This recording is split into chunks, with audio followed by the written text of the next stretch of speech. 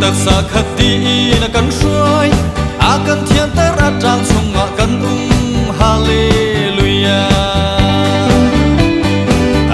thuộc lệ sa đất câu sao ninh thong sinh vang mi thiang ni ăn phuong khâu lâu sẽ nên nế beri berati in an thiang himme hay chết ro sung lôi hallelujah hallelujah amen xuân na kinh khát lệ thiang mi căn si dây mặt ngày lâu dây sông ngày tu căn si tâm lâu buin căn tâm trọc buin cam ni lâu chết na ta ấm mũi treo căn phù miết khi ta bu he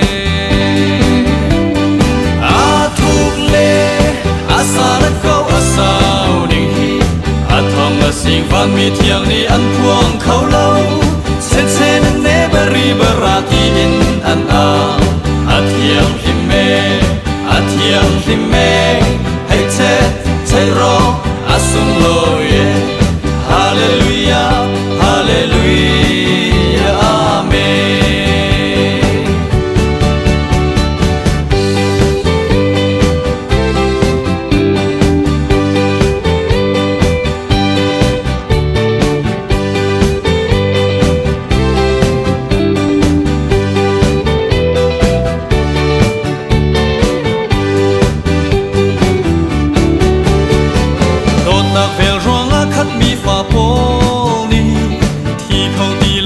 tắc xa sung lối căn này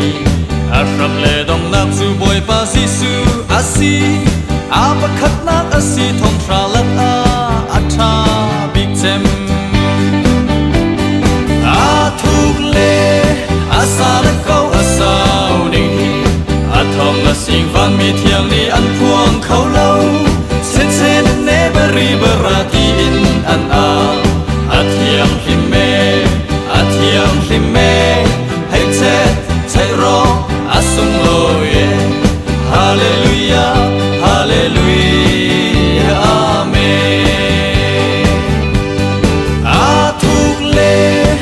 sa đất câu sao ninh hi